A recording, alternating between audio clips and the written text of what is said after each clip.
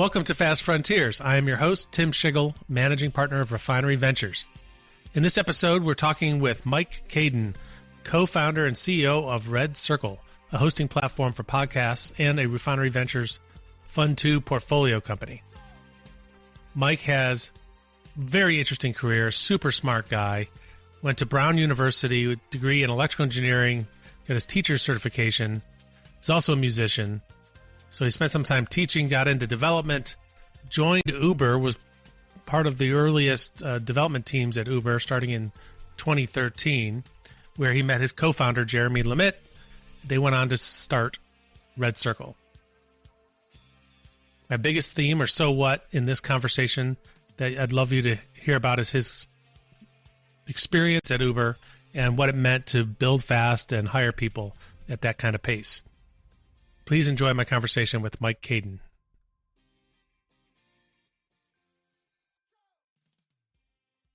All right. Welcome, Mike, to Fast Frontiers. So happy to have you on. Yeah, thanks for having me.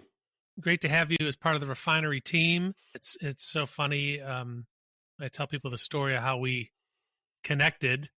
You and your wife recently moved to Cincinnati, and I get a call from our co-investors, from Nick at Epic VC, saying, "Hey, do you know about this company Red-Circle in Cincinnati?" And I was like, "Wait a minute." My job was to know everything about Cincinnati at a minimum, right? So yeah, well, I think I had been in Cincinnati for 4 weeks at the time, so you get a pass. I get a pass. All right, yeah, for not knowing I was there yet. Yeah, very cool. So really look forward to sharing your background and your co-founder Jeremy's background and some of the journey that led you to creating RedCircle. So I was thinking maybe we kind of start there and give folks some of that background, how that's informed you as a founder and as a CEO, and then maybe talk about the podcasting market and space specifically as a next frontier of media.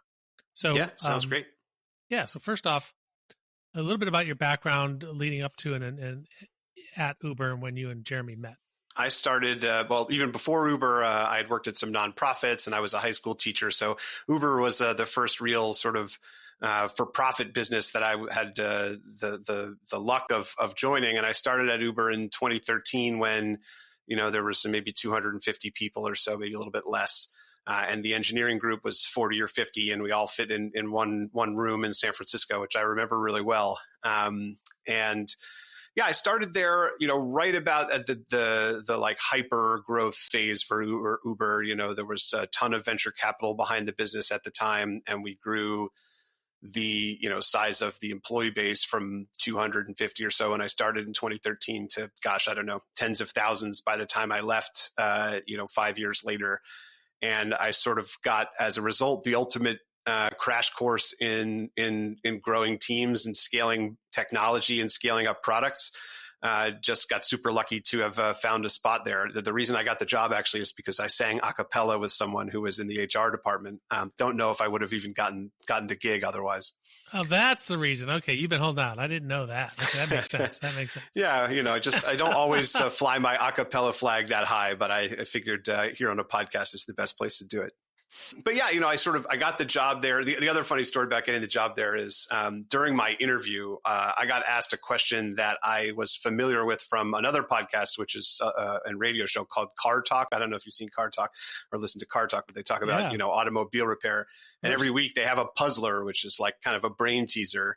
And they asked me a question in the interview that I knew from a Car Talk puzzler. And I just pretended that I didn't know the answer. And I sort of like worked it out on the whiteboard over 30 minutes and finally, so my hire was under somewhat false pretenses as well. Anyway, I was there as a frontline software engineer in a job I probably didn't deserve if it wasn't for that puzzler. And really within 6 months, they sort of, looked me in the eyes and they said, you're a fine engineer, but you should be a manager, and sort of pushed me into doing that, whether I wanted it or not. It was more that I was in a place where the organization was scaling so rapidly that they just needed people to take on responsibility. And I worked on Uber for Business, which is their business product in the beginning. I was part of the core team that founded that product, and then got handed the scope of Uber's communications platform. So worked on all of Uber's technology for email and SMS and push notifications, the phone calls between you and the driver where they can't see your number and you can't see theirs. I also worked on various other sort of marketing stuff like Uber.com, and also worked on internationalization and localization across the company and all the engineering infrastructure there. So a really diverse set of different projects that, in the beginning was my team was 3 people with that scope. And by the time we left was depending on when you looked at us, of maybe 40 or 50 person organization of product people and designers and engineers. In just a short 4 years, went from, one of the code monkeys on the line to working on a pretty large organization, not necessarily because I'm so great, but because I was just in the right place when Uber was going through that stuff. I had to be able to swim as the water rose, and did my best to do so. What are some of the takeaways? As you know, I think our listeners know, a big focus of ours at Refinery is growth, and specifically that there are experiences or patterns and that are specific to a high growth company that may not exist in a company that's not experiencing high growth. What are some of those experiences that you took away from that? Yeah, excellent question. I mean, there are some things that Uber got, very wrong. You can go read about them in the New York Times from 2017. There are some things that Uber got extremely right.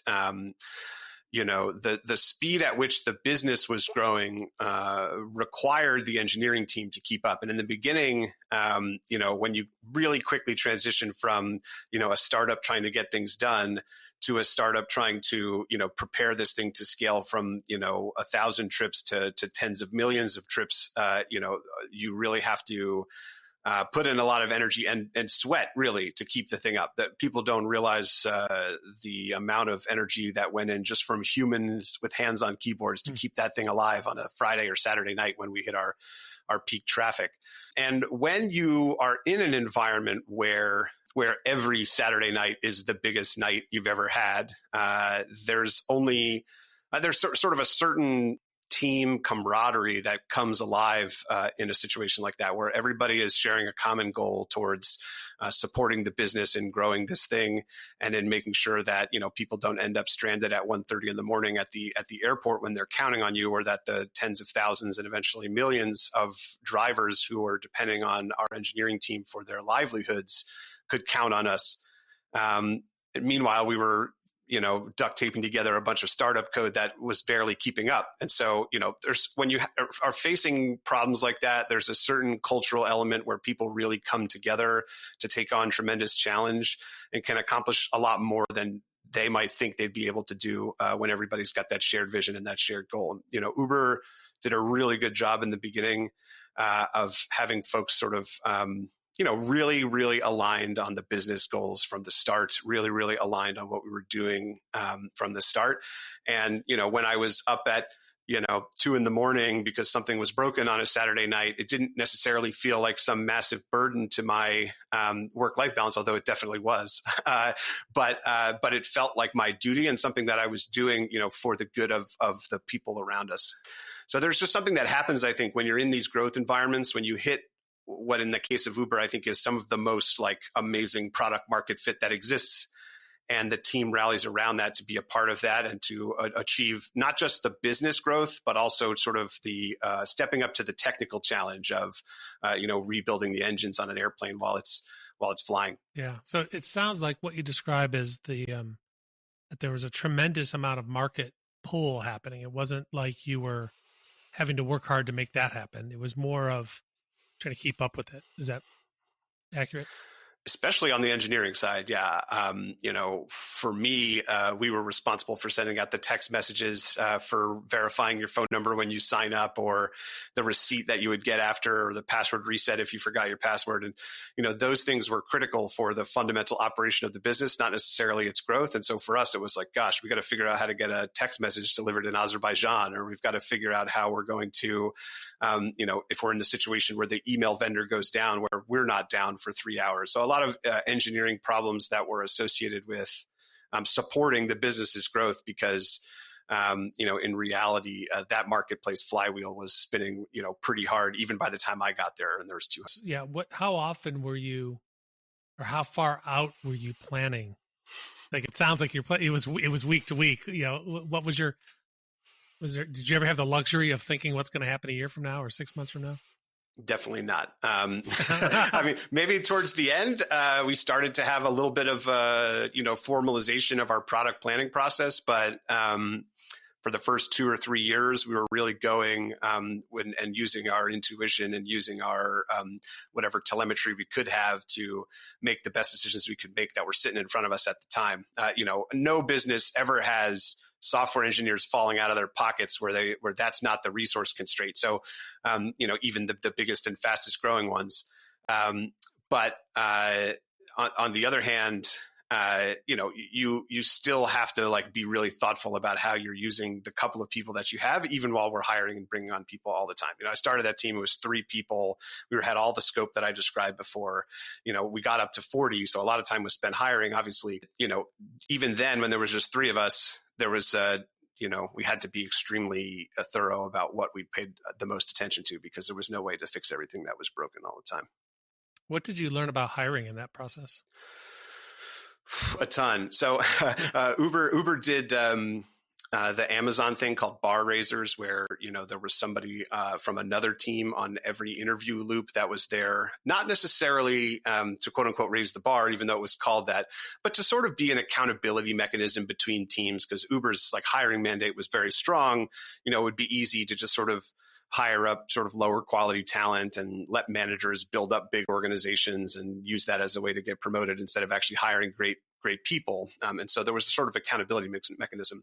And I participated in that program. And so in addition to hiring for my own team, I was also doing, 2 or 3 interviews per week for other teams. And so, I don't know the exact number, but I've done, 500, maybe more interviews during my time there. And so I learned a ton about hiring and got to see the people we hired and who was successful and who wasn't, what things we should be looking for and what we shouldn't. And so I learned a ton, and I'll tell you a couple lessons that are really important to me from that time. First of all, I don't buy into the Silicon Valley software engineering ethos of a hazing style interview that has brain teasers and high pressure tactics. There are occasional firefights, and maybe at Uber a little bit more than others, but the fact is, most of the time, in the case of software engineering, and I suppose this is true in other functions too, you're sitting there doing your work with your hands on your keyboard in a relaxed and comfortable environment. And what we want to simulate as much as we can in an interview process is, what's it going to be like to work with this person in a real environment? How are they going to collaborate? How are they going to be able to perform when they are relaxed and using their full brain instead of just having 50% of their capacity of their CPU overwhelmed with the anxiety of the interview itself? And so, I tend to ask interview questions that are not that challenging, but there's always extensions that make it so that the person can never succeed. So I have a set of interview questions where it starts easy and it gets harder and it gets harder and it gets harder, and you're never going to get it. I've never gotten the last question. So it's more of a conversation that goes on. But you start with something easy and you build confidence on the other end of the interview table until the person is sort of able to really show you who they are. And you make it fun, you make it personable, and you're going to learn a lot more about who's on the other side of that.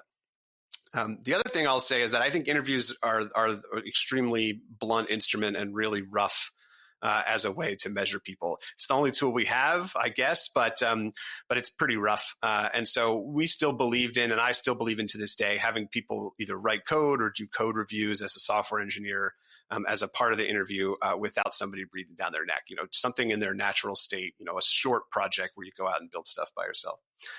The last thing that I'll say is that I learned really early on that hiring is a business process, right? There's a transaction happening here, but in the end of the day, I can't treat hiring decisions in a fully cold and business oriented way. It's a human decision who you bring onto your team, and you have to take that really seriously. I hired someone who I had a feeling was not the right fit, but the team was excited about. And I don't want the lesson to be like managers should go against their team, but I sort of had a strong feeling that this was not the right fit. But the team was excited about the candidate. I brought them on, and within a few weeks, it was quite obvious they were not ready to be there. And, I had done the calculus in my head. It's like, all right, the team wants to hire this person. I don't. If I'm going to hire them, I need to be okay with letting them go in 3 months if I'm right. And, at the time that calculus was like, all right, that's a business decision that I can be okay with. But that person who was a new college grad, started off their career with a really rough spot when I had to let them go not that long after. And that's going to have long-term impact on their career. And maybe it was a fine move for the business to take that risk. But in the end of the day, part of hiring is a human decision. And you have to think about the people on the other ends of these calls as well. So to this day, there's the whole, the idea of, comes out of Netflix. I think we're not a family, we're a team. Mm-hmm. And I subscribe to that idea, but only to a point. I think in the end of the day, these folks are not your family if you're a team leader, but they are real humans that you got to treat that way. They're not just resources to be allocated. Absolutely. And you are on a journey together, right? A life journey together where hopefully people are transformed in some way or improved through that process, right? And learn. Yeah. And that person who I mentioned, they came out okay. They found another job somewhere. And people that I've let go or not hired along the way who've been frustrated at that time, I check back in to see, mm-hmm. is this person on the street? And there never are, right? Everybody's on a journey of their own and they're going to find the right way to get where they're trying to go. Some great learnings. The bar raisers I actually hadn't heard. So I like that. That's a very good technique. So tell us about when you and Jeremy met. Yeah, so Jeremy Lermitte is my co-founder at RedCircle, and Jeremy was on Uber's marketing team. He started as an on-the-ground marketer in the New York City office and was part of that real sort of early Uber sort of hustle culture, and made his way eventually to San Francisco to be a part of the marketing team. And again, my team on the engineering side was responsible for email and SMS and all these different marketing channels. And so his team was consistently asking for stuff from my team, and me being an engineer trying to keep the lights on and an arrogant person, mostly thought they didn't know what they were talking about and wasn't really doing a lot to support what they were asking for, and started actually building a bunch of stuff that wasn't what they needed. And as a result, Jeremy and I really didn't get along. He was trying to get stuff from me. I was saying no. There was a lot of tension there for a long time. And the business really understood that, our team had some really good ideas. The marketing team needed more technical support. And that something was missing in the organization for us to be able to push marketing forward and use all of Uber's technology skills and what we built to be able to drive our marketing program forward. And some smart people, put together a bunch of folks to try to figure this out. And eventually the result of that project was, they stuck Jeremy, this guy who I didn't really get along with, on my team as my product manager, which I didn't have. I thought product managers were stupid. And I can tell you they're not. And that's how it started. They shoved us on a team together, and we didn't really get along. And over the course of a couple of years, we really came to respect each other's views, and our ability to disagree was really strong. And, it was a big part of building out this communications platform team that we ended up building out to a much larger size, and built a bunch of really cool products along the way. And so when I left Uber a couple of years later and started looking around for new jobs, I decided I didn't want to do any of those. I wanted to start RedCircle instead. And, Jeremy and I had lunch. And by the time we were done doing that, we were doing it together. And I'm glad, because at the time I was kind of lonely trying to decide if I was going to do this crazy thing. And, at least there was one other person that was willing to be as crazy as me. So were there some shared lessons between you and Jeremy that you said, hey, these are things we want to make sure we do, that we learn from our Uber experience, and these are some of the things that we don't want to do, or mistakes that you don't want to repeat?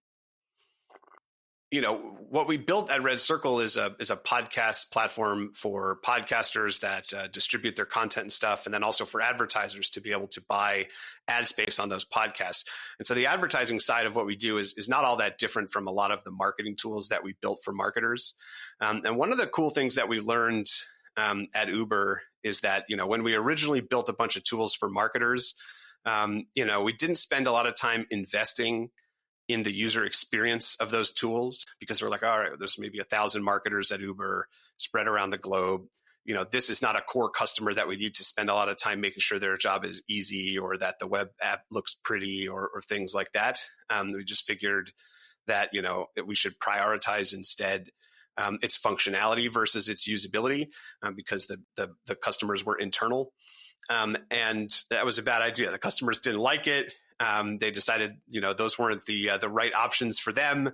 There were other third-party services that they were using before, and we were trying to force them to start using our stuff, and it wasn't going well because it wasn't a pleasure to use. And so, what was the really fundamental thing for me to learn as a software engineer? I'm used to I'll just type into a command line interface. I don't need anything that looks good or is really that easy to use to find value in it. I think typical customers, and especially marketers who are technical, but also kind of have a more artistic and creative side to their work, they need to have products that don't just do good, but feel good and can show them. You need to be able to show them the value, not just through its functionality, but through its usability. And so for us on the advertising side of our business, you can look around in the marketing, in the MarTech world or the ad tech world, and there's a lot of really bad UIs that, sure, there's very powerful functionality on the other side of that. But instead, what we decided to do is really focus in on making the advertising side of our platform just as usable and amazing as the consumer side of our platform, which is oriented towards podcasters. And it's been great. Advertisers, when we demo the thing, are like, "Wow, this is awesome! I really understand it, and I can." And so it's got a lot of value just up front, and then it's got a lot of value when advertisers put their hands on it as well. Some things that we won't do, so at Uber, there were a bunch of cultural challenges. The company scaled extremely fast. And as a result, I think what we did was we hired a bunch of people who came and represented a kind of cultural index fund for Silicon Valley. That's the way I like to think about it. People came from Google or Amazon or Facebook, and they showed up there and they brought the pieces of their culture that they wanted to bring. Mm-hmm. And when you end up with just a big hodgepodge of different cultural stuff, you're going to end up in a place where there is no well-formed culture, or where the culture takes a turn that you're not intentionally building. And in the case of Uber, you can read about some of the negative stuff that, there's also, something really important that needs to be done early in a company to set the right moral foundation for the work that's happening as well. So one of the things we did way earlier than I think other startups do is define a set of cultural values for the company that we have, built together and have on paper, and everybody knows. And when we do performance reviews, they're built into it, which Uber didn't have, you can believe it, until 2016, when the company had thousands and thousands of people and was doing probably billions in revenue or in GMV.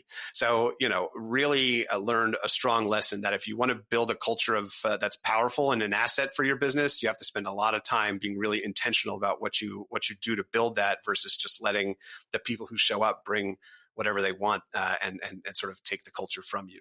So we've been really thoughtful about that. Do you have any examples of any of those values that you established that were put to the test so far early on the first few years? Yeah, I mean, the first two values that we have are sort of in conflict on purpose. The first one is called Be Real. And this goes to that sort of, not a family, not a team, but somewhere in between idea where, we want people to have a work personality that's, if not exactly the same, very similar to their home or friend personality. We want people to be real at work. Not necessarily, tell us everything about what's happening in your life. It's fine if you want to do that, but that you don't have some separate way you talk at work or behave at work that isn't the real you. And we feel like that's important. It's this bring your whole self to work idea. On the other hand, what comes with that is that people need to be honest and be direct sometimes, right? And Uber was famous for a very confrontational culture. One of their values when they eventually just established them was called toe stepping and principled confrontation. These were some of the values. That's a little strong. I think Be Real is a little bit better. It's okay, bring yourself to work. And, if you have something that you believe or something that you disagree with someone about, let's not beat around the bush and do politics. Let's be direct and be real with people. On the other hand, the second value that we established right after that is called Be Respectful. And that is, doesn't mean you have to be everybody's best friend, but if people don't have enough psychological safety and expectations of respect from their peers, then it becomes really hard to be real with each other. And so these things we established early, and, it's hard. We ask people to give direct feedback to their peers. We ask people to receive really hard feedback. We ask people to, who are used to from working at other places, putting a corporate veneer over themselves where they, they're talking about circle back and, all these kind of like jargon and nonsense. Whereas I'm, cursing every 3 words and being myself. I think sometimes it takes a lot for people to adjust to that, and some people they never do. And if that's not the right fit for the culture, then there's some other place that might be a better fit for them as well. That's a great example. The size of the team so far is trying to remember now how many we have. Just under 30. Have you seen that? Some folks work at certain stages. The company they're a good fit for when you're under 10 people, when you're 30, when you're 300. I don't know about 300 yet, but we're on our way. What I would say is there are people who are 0 to 1 people for sure, and there are people who are more process oriented and more more willing to get into weeds that the original builders don't care about and don't want to care about. And I think that's super natural. And I can tell from myself, I've had to really change what I value in the work over time as well. It was a lot more fun when I was spending, 70% of my time with my hands on my keyboard writing code, building this thing from the beginning. Nowadays, when I sit down with a financial model or I'm designing a performance review questionnaire, these things are extremely valuable, but far less easy to get any immediate feedback and any kind of quick wins and help you feel good about the work you're doing every day. And so if you take that and generalize it to employees, some folks, especially more senior folks, are used to that long feedback cycle and the ability to kind of build something over 6 months or 12 months and feel good about it. Whereas I think some of the early builders at the company were way more excited to like ship a feature today and watch that graph go up today and do that every day until the graph is 100x where it was before. Well, it seems like the important part of that story is that you're growing as well. You're not expecting others to grow with the business. You're having to stretch yourself and do maybe the work that you wouldn't normally want to do or consider yourself good at, but you've had to do it and will continue to have to do it if you want to keep growing. I mean, 100%. The skills required for this job are so different after 4 years than they were when I started. And I'm sure they'll be super different in 4 years from now again. The scale of what you're, the control planes that you're controlling and the telemetry that you're looking at is all extremely different. In the beginning, when you're just trying to get, a couple percent of the right graphs each week, it's a lot easier to sort of, steer a speedboat. But now that we're kind of like, I don't know, maybe a luxury yacht, we're not a super yacht or an ocean liner yet, but we're big enough where like it don't turn on a dime. You really have to change your approach and change your way of thinking. And, it was really interesting. You just said that I work with a CEO coach, which is, I really encourage people to do. And, he really helped me realize at one point that I had been doing so much stuff that I don't like doing. Whether it's financial operations or spending a ton of time on stuff that's non-technical. I've become an advertising sales leader, which I never thought I would be. And some of it I ended up really enjoying, some of it not so much. But as a CEO of the company that's fast growing and that you have to steer slowly, even while it's moving fast, you have to step up and take on things that you might not like. But you've got to be able to grow and adapt and take those on either way. Well, you're doing a great job. So let's talk about the industry you're in and the podcast industry as a fast frontier, as a new frontier in media. Like, what attracted you to it, and what are some of the dynamics that you're witnessing today? Yeah, I mean, what attracted me to it is that I'm just an auditory learner. I remember being like 11 years old and getting my hands on a bunch of books on tape that my parents had in the bookshelf and understanding what those were and, putting a Sony Walkman like under my pillow when I was going to sleep and playing, some James Michener novel, from the very early ages. I knew I enjoyed being talked to learn. And so I've been a podcast listener for forever. And when I quit at Uber, I was really thinking about what I was going to work on next. And, I don't necessarily think Uber is a fundamental bad for the world, but I'm also not convinced it's a fundamental good. And I really wanted to be sure that I could be proud of saying the next thing that I built was going to be something that really, I could be proud to say I was working on. And so I went and started looking around, and I got some job offers at some standard places. I got some not job offers at some places I would have liked. And I really got inspired by some companies in what today you would call like the creator space. Then that wasn't even a term then, really. And I really got inspired, and that's kind of what put things together. I've been a podcast listener for forever. I've been inspired by these creator-oriented companies. I started building a podcast platform that, that was really a way for me to write some code before I went and did a bunch of interviews, because I hadn't done a lot of that as a manager in a while. And eventually it just went from the back burner to the front, and I became increasingly obsessed. And I found myself up at 2 a.m, reading trade journals, podcasting, and trying to understand customers and what they needed. And that's sort of how the company was born, why I chose it. I'm not a podcaster myself. I'm a musician and a creator in other forms, but I'm a podcast listener and just a podcast obsessed person.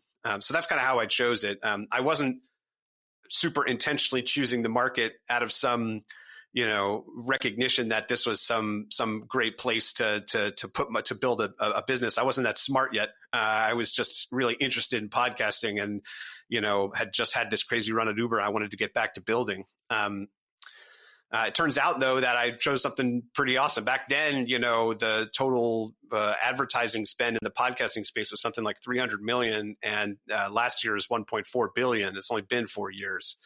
The speed and growth of this market is incredible.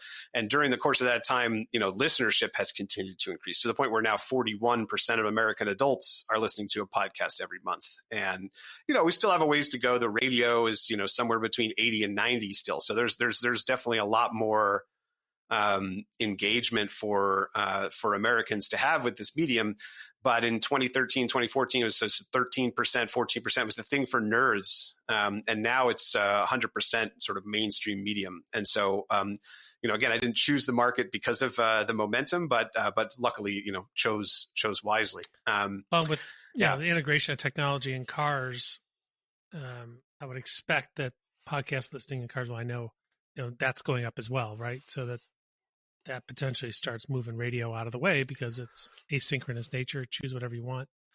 I know every road trip we binge on podcasts.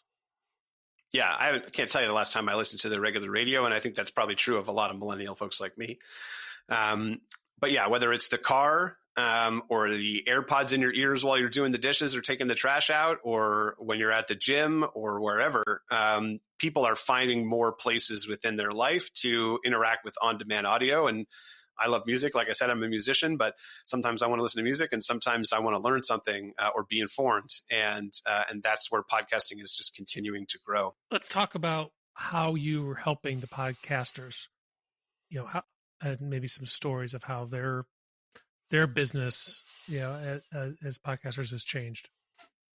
Yeah, absolutely. I mean, the realization I had when I started to investigate the market was that most of the ad deals that get done in podcasting to this day, despite the fact that podcasting is a technological form of distribution, they're really just done with emails and spreadsheets and checks in the mail. I got a check in the mail yesterday that I had to deposit for an ad that we ran. And it's just insane. It's 2022. Podcasting is a digital medium from the start. The fact that these deals are all coordinated in the style of radio, just creates so much friction and complexity to getting an advertising deal done that as a result, most of the deals are done on the largest podcasts to make the management of those campaigns feasible for those that have to do it, right? You'd much rather buy, if you're the marketer working on this, you'd much rather buy on one large podcast than on 50 small ones, because you're going to be the one coordinating all those deals, right? And so as a result, most of the money in podcasting is going to the top 500 or top 1,000 podcasts, but there are 4 million out there. There's 500,000 monthly active. So there's just tons of people out there creating content, many of which would like to grow and monetize, but just don't have access to that. So our business is about helping make sure that it's not just Joe Rogan or the New York Times or whoever that's up at the top there who's making money from this expansion in consumer habits. And so what we do is we help podcasters to get matched up with advertising deals. And rather than using emails and spreadsheets, we have a fully automated and very complex workflow software that makes everything really simple for the podcaster, where they get a deal, they click yes, they record an ad and they're done. Or extremely powerful on the advertiser side, where they can pick and choose the right podcast that they want to deploy on. They can measure and understand their spend, and they can deploy a podcast advertising campaign to 100 plus podcasts in 5 minutes just by clicking on which ones they want. So that's what we built. And, it's really a Robin Hood play. It's make sure that the money goes to the people and not just to the people at the top. And so far, so good. The other insight that we didn't know when we started the business, but that we've learned as we've gathered more data, is that more than half the listening is happening down in what we call the fat torso of the market. It's not the head, it's not the long tail, it's the big middle, like the one I have, and it's where most of the listening is happening, and where a lot of podcasts we believe are underserved. And last thing I'll say is what you said before. There's podcasters that use our platform that depend on this as their livelihood. Maybe it's part of a collection of internet creator stuff that they do to get paid. Maybe we pay them out, $10,000 or $20,000 a year, and it's part of their collection of different revenue sources that they have by being an internet creator.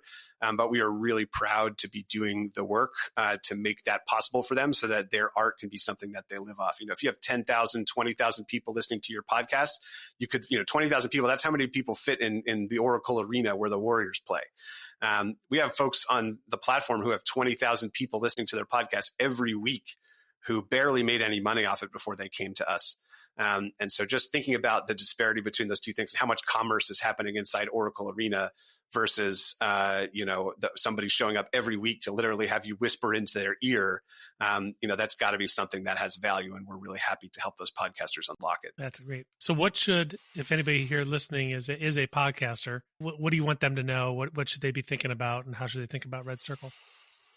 Yeah, look, there's a million places where you can use to distribute your podcast to Apple and Spotify and everywhere else, and they all have affordances and they all have constraints.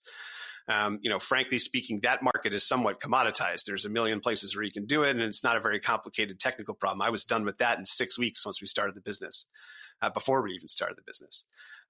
So you can choose any one of those you want. Everyone has its own affordances, and here's what ours are. So we focus on growth and monetization. If you're a VC, that sounds and you're complicated, Mike. Well, yeah, if you're a VC and you're primarily interested in just distributing your podcast and you don't want advertising, then we're probably not the platform for you. If you are a creator who's looking to make real money on the work, and not pull your hair out while doing it, let me pull my hair out instead. I've probably lost half my hair on my head over the course of building this business, but we take care of that in a fully automated fashion for you. So that's the reason you'd want to choose us. If you're interested in growing your audience, for which we have some amazing cross-promotion tools, or if you're interested in monetizing through advertising or through listener payments, our software can really help you pull that off, whether you have 500 people listening or a million. We have some podcasts that are up at that size as well. Terrific. And what's your view of kind of the future of podcasts? What do we have to look forward to over the next 5 years? Yeah, I mean, the podcast market is very fragmented on the listener side, right? You can listen on Apple, you can listen on Spotify, you can listen on a cornucopia of smaller and more interesting apps, and even Amazon entering the space, Google entering the space. There's talk of YouTube getting more active and sort of trying to treat podcasting as a first-class thing.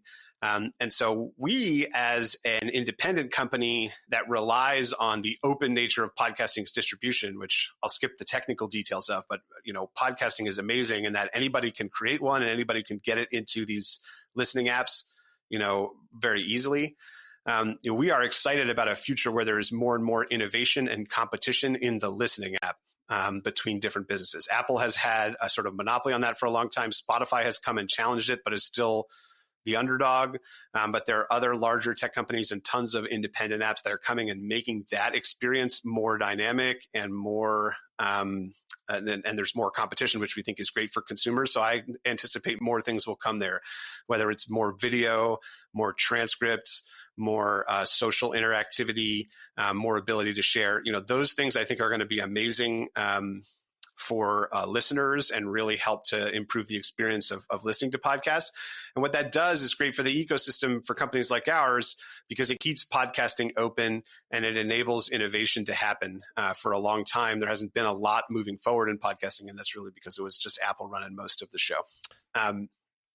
Yeah, no, I love that. Love to be able to dig deeper in some podcasts when I'm listening. Not always, but sometimes you want to explore more and not get too far afield. And I think there's a lot of room for improvement there. Yeah, and a transcript that kind of is intelligent and can start to help you understand what the content means and how it can be linked to the rest of the world, can really start to open some doors.